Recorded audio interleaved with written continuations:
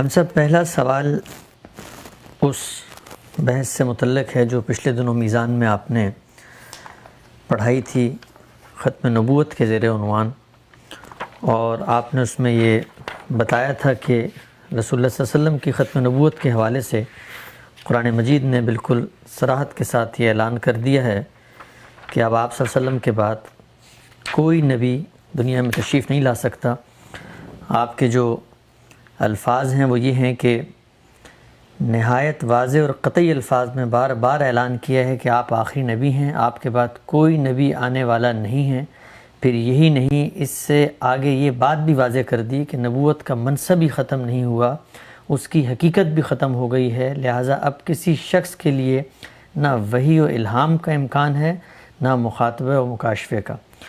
تو اس پر سوال پہلا یہ ہے کہ رسول اللہ صلی اللہ علیہ وسلم کی جو باتیں ہم تک پہنچی ہیں روایات کی صورت میں، اس میں دو روایات ہیں۔ ایک روایت یہ ہے کہ رسول اللہ صلی اللہ علیہ وسلم نے فرمایا لو کان بعدی نبی لکان عمر، اور ایک دوسری روایت ہے جس میں رسول اللہ صلی اللہ علیہ وسلم نے فرمایا ہے کہ لقد کان فی من قبل من بنی اسرائیل رجال یتکلمون من غیر ان یکون انبیاء فإن یکن من امتی منہم احد فہو عمر۔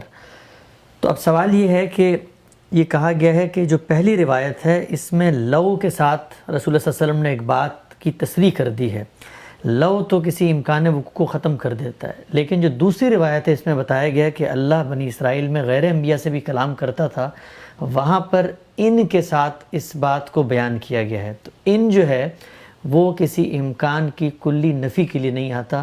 تو یہ بتائیے گا کہ یہ لو اور ان کا فرق کیا ہے؟ دیکھیے، عربی زبان میں اگر کے معنی میں دو لفظ بولے جاتے ہیں۔ لو ماضی سے متعلق ہوتا ہے، ان مستقبل سے متعلق ہوتا ہے۔ یعنی اگر ہی کے معنی میں ہے، اردو زبان میں ہم کہتے ہیں نا اگر، یہ وہی لفظ ہے کہ جس کو عربی میں کہیں گے تو لو اور ان دو لفظ بولے جائیں گے۔ اور بھی بعض تعبیریں ہیں جو اس مقصد کے لیے اختیار کی جاتی ہیں، لیکن عام الفاظ یہ دو ہیں، لو اور ان۔ اب اردو میں چونکہ بالعموم ایک ہی لفظ استعمال کیا جاتا ہے، ماضی کے لیے بھی اور استقبال کے لیے بھی، اگر، تو آپ اردو جملوں سے سمجھ لیں کہ بات کیا ہے۔ میں آپ سے یہ کہتا ہوں کہ اگر میں لاہور جاتا تو بادشاہی مسجد دیکھتا، یہ میں نے ماضی کا صیغہ استعمال کیا۔ اگر میں جاتا، اگر میں گیا ہوتا، ماضی سے متعلق بات ہے نا، یعنی میں اپنے پچھلے معاملے کو بیان کر رہا ہوں۔ تو اس کا مطلب یہ ہے کہ نہ میں گیا ہوں، نہ میں نے بادشاہی مسجد دیکھی۔ تو جو ایک روایت ہے جس میں یہ کہا گیا ہے کہ اگر میرے بعد کوئی نبی ہونا ہوتا کسی پیغمبر کو تو وہ عمر ہوتے۔ تو گویا یہ بتا دیا کہ نہ ہونا ہے نہ عمر ہوں گے۔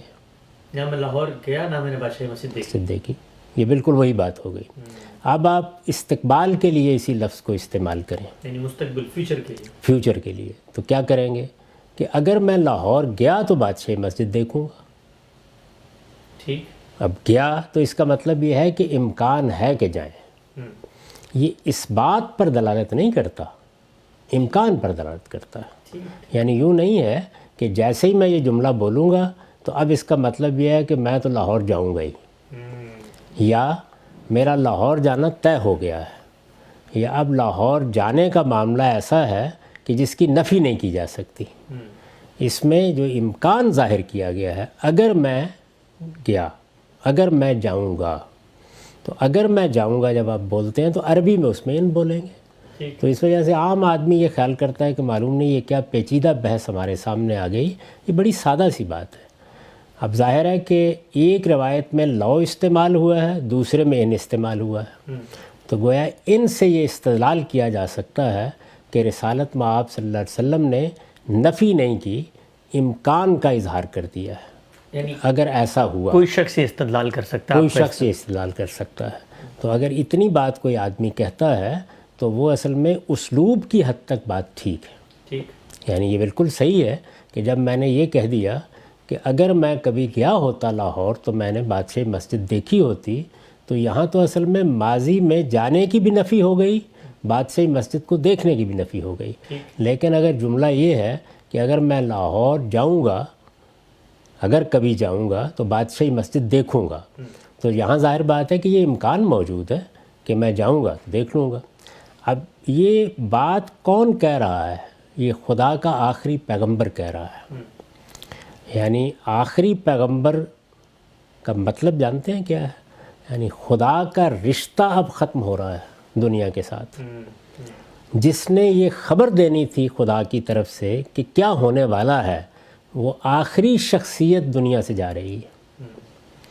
تو سوال یہ ہے کہ جس امکان کا آپ نے ذکر کیا تھا، کیا اپنی پوری زندگی میں پھر آپ نے اس امکان کو اس بات میں بدلا؟ یعنی دنیا سے جانے سے پہلے اب کوئی اور تو خبر دینے نہیں آئے گا نا. آپ نے ہمیں خبریں دیں اپنے بات کے بارے میں، میرے بعد ایک اس طرح کی حکومت قائم ہوگی، یہ تغیرات آئیں گے، یہ تبدیلیاں آئیں گی. اسی طرح قیامت کی علامات بیان کی. دنیا میں بعض جو بڑے واقعات اس امت کے ساتھ ہونے والے تھے ان کا ذکر کیا. جو فتنہ کبریٰ آپ کے بعد پیدا ہوا اس سے متعلق ہدایات دیں. تو یہ بتایا کہ یہ تمہارے ساتھ ہوگا. تو یہ تو بہت بڑی بات تھی کہ اگر رسالت مآب صلی اللہ علیہ وسلم کے بعد آسمان سے کوئی رشتہ بھی قائم رہنے والا تھا کسی شخص کے ساتھ تو آپ بتاتے کہ یہ ہوگا. تو اس میں اس بات نہیں ہے، امکان کا ذکر کیا آپ نے کہ اگر ایسا ہوا. اب ظاہر ہے کہ جب یہ آپ نے فرمایا تو کب فرمایا؟ کیا اس وقت آپ کے لیے ختم نبوت کی یہ پوری بات واضح کر دی گئی تھی؟ یعنی نبوت آپ پر ختم ہو جائے گی، یہ تو پرانے صحیفوں سے بھی واضح تھا، یہ قرآن مجید کی تصریحات سے بھی واضح تھا. اس کے بارے میں تو یہ باور نہیں کیا جا سکتا کہ رسالت مآب صلی اللہ علیہ وسلم جب دنیا میں تشریف لائے تو آپ نہیں جانتے تھے کہ آپ آخری نبی ہیں. آپ جانتے تھے، آپ کو معلوم تھا کہ خدا کی آخری حجت آپ کے ذریعے سے قائم کی جا رہی ہے. تو بحث یہ نہیں ہے یہ کہ میرے بعد کیا نبوت محض ایک منصب کی حیثیت سے ختم ہو رہی ہے، یا اللہ تعالیٰ کی طرف سے جو یہاں لفظ آپ نے استعمال کیا تحدیث، بات کرنے کا رشتہ ہی ختم ہو رہا ہے. تو اگر یہ رشتہ رسالت مآب صلی اللہ علیہ وسلم نے بعد میں واضح کیا کہ ختم ہوا یا نہیں ہوا، تو سوال یہ ہے کہ استدلال امکان سے کیا جائے گا یا آپ کی اس تصریح سے کیا جائے گا. یعنی کسی موقع پر آپ نے یہ فرمایا کہ اگر میرے بعد، یعنی یہ تو اس سے بھی واضح ہے کہ نبوت ختم ہو گئی. البتہ جو لوگ نبی نہیں ہوتے تھے ان سے بھی اللہ تعالیٰ کبھی بات کر لیتے تھے ماضی میں. یعنی میری بعثت سے پہلے جب نبوت کا سلسلہ جاری تھا تو اللہ تعالیٰ کبھی کبھی غیر نبیوں سے بھی بات کر لیتے تھے. اس کو تحدیث کے لفظ سے رسول اللہ صلی اللہ علیہ وسلم نے ادا کیا. یہ جو لفظ استعمال ہوا روایت میں وہ محدثون ہیں جن سے بات کر لی جاتی تھی. تو یہاں آپ نے یہ نہیں کہا کہ ایسا ہوگا، یہ کہا اگر ایسا ہوا تو وہ عمر ہوں گے. اب دو چیزیں دیکھیے. دوسری روایت میں آپ اعلان فرما رہے ہیں کہ میرے اوپر صرف نبوت ختم نہیں کی گئی بلکہ نبوت کی حقیقت ختم کر دی گئی. من النبوہ، یہ بہترین موقع تھا نا کہ آپ یہ بتاتے کہ نہیں تحدیث باقی ہے. یعنی اس بات تو تب کرنا تھا. اب کس میں یہ ہمت ہے کہ وہ کہے کہ جس چیز کے بارے میں پیغمبر نے یہ کہا تھا کہ اگر ایسا ہوا، تو اگر ایسا ہوا میں تو امکان کا ذکر ہو رہا ہے کہ اگر اللہ نے یہ فیصلہ کیا، اب کون بتائے گا کہ یہ فیصلہ اللہ نے کر دیا ہے؟ تو رسالت مآب صلی اللہ علیہ وسلم نے پھر اس کے بعد وضاحت کر دی اس بات کی. ظاہر ہے کسی دوسرے موقع پر فرمایا ہوگا کہ لم یبق من النبوۃ الا المبشرات، نہیں نبوت کی حقیقت ہی ختم ہو گئی. اس روایت سے متعلق بھی بعض اہل علم یہ کہتے ہیں کہ صحابہ کو آپ نے ایک موقع پر تسلی دلائی. یعنی جس وقت یہ کہا کہ نبوت اور رسالت کا سلسلہ ختم ہو گیا، انقطعت النبوۃ والرسالہ، تو یہ بات صحابہ پر شاک گزری. میں اس وقت اس پر بحث نہیں کرتا کیوں شاک گزری، یعنی وہ کیا توقع رکھتے تھے.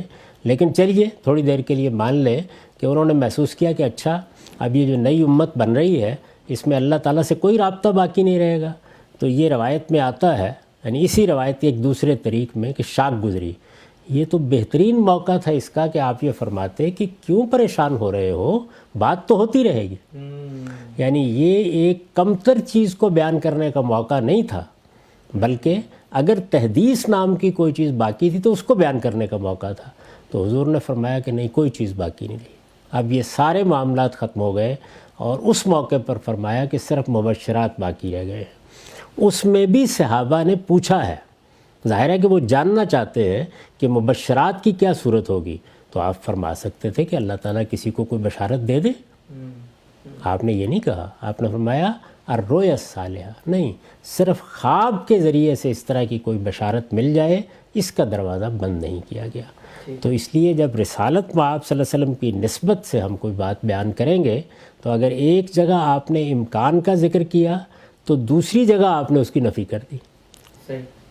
تو آپ ہی نے یہ بتانا تھا کہ وہ جو میں نے کہا تھا کہ اگر ہوا تو ہوگا، یہ آپ ہی بتائیں گے نا، اب اور کون بتائے گا؟ تو آپ نے اس کے بالکل برخلاف یہ بتایا کہ یہ راستہ بند کر دیا گیا ہے۔ میں آپ سے یہ عرض کروں کہ یہ راستہ ہر لحاظ سے بند ہونا ضروری ہے۔ میں ایک چیز کی طرف توجہ دلاؤں گا آپ کو، قرآن مجید یہ کہتا ہے کہ جس وقت قرآن کے نزول کا فیصلہ کیا گیا تو جنات اس سے پہلے کچھ آسمان کے قریب جا کے سن گن لے لیتے تھے۔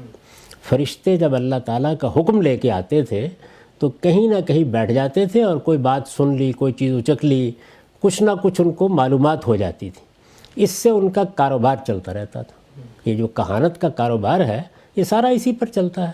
وہ اپنے عاملوں سے کچھ رابطے کر لیتے تھے، اس کی تصویر کھینچی ہے قرآن مجید نے کہ ایک ربط جنوں کے لوگوں کے ساتھ اور انسانوں میں سے کچھ لوگوں کے ساتھ رہتا تھا۔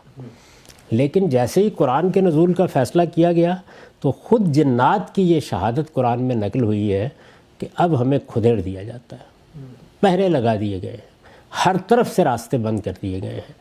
تو جس طرح قرآن کے نزول کے وقت وہ راستے بند کرنے ضروری تھے، اسی طرح قرآن مجید نازل ہو گیا، پیغمبر پر نبوت ختم کر دی گئی، تو اب کوئی راستہ کیسے کھلا رکھا جا سکتا تھا؟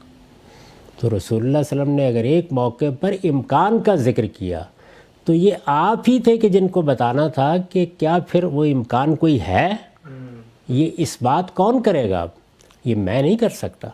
تو یہ عجیب بات ہے کہ ہم یہ کہیں کہ ایک موقع پر حضور نے یہ فرمایا تھا، اس لیے کہیں سوئی کے برابر جگہ تو ہے، کہیں سے بات ہو جائے گی، نہیں، دوسری جگہ یہ بالکل واضح کر دیا، اور وہاں یہ مثال نہیں دی گئی۔ اگر آپ اسی روایت سے استدلال کریں کہ صحابہ پر شاک گزرا، تو یہاں تو اصل میں اوپر کی بات بیان کرنی چاہیے تھی نا، یہ کہنا چاہیے تھا کیوں پریشان ہو رہے ہو، باتیں بھی ہوں گے، فرشتوں کو بھی دیکھو گے، تم زیارتیں بھی کرو گے، ان سے اقتباس بھی کرو گے، ملائے اعلیٰ کے حال بھی تم پر کھولے جائیں گے، کائنات کے ساری چیزیں بھی تمہیں دکھائی جائیں گی، یہ کہنا چاہیے تھا نا، آپ نے ایسی کوئی بات نہیں کہی۔ تو اس لیے ساری باتوں کو سامنے رکھنے کے بعد یہ بالکل واضح ہو جاتا ہے کہ یہ دروازہ پوری طرح بند کر دیا گیا ہے، اور اس کو پوری طرح ہی بند ہونا چاہیے تھا۔ چنانچہ اب اس کا کوئی امکان نہیں، اس کے ہرگز یہ معنی نہیں ہے کہ وہ مکاشفے یا وہ کشف یا وہ چیزیں جو عام زندگی میں ہوتی ہیں، یعنی اللہ تعالیٰ بہت سی چیزیں آپ کو سجھا دیتا ہے، وہ ایک عامی کو سجھا دیتا ہے، عارف کو سجھا دیتا ہے، کسی فن کے ماہر کو سجھا دیتا ہے، سائنسدانوں کے آپ حالات پڑھیں اس پہ بھی معلوم ہوتا ہے، وہ کوئی محسوس رابطہ نہیں ہوتا، یعنی اللہ تعالیٰ باقاعدہ طریقے سے کلام کرے۔ دیکھیے اس کی صورتیں قرآن نے بیان کی ہیں کہ کسی انسان کے ساتھ اللہ اگر کلام کریں گے تو ان صورتوں میں کریں گے، وہ بیان کی ہے نا، ان صورتوں میں سے ہر صورت ختم ہو گئی، اس لیے کہ وہ صورتیں اللہ تعالیٰ نبوت کے معاملے ہی میں اختیار کرتے تھے۔ تو یہ بات اس میں کوئی شبہ نہیں کہ ایک امکان کو ظاہر کرتی تھی، لیکن اس امکان کو واقعہ بنانا کس نے تھا؟ میں نے، آپ نے، کسی مجتہد نے؟ یہ اسی ہستی کو بنانا تھا جس نے یہ بات کہی، تو اسی ہستی نے اس کی نفی کر دی، تو اس لیے معاملہ ہمیشہ کے لیے ختم ہو گیا۔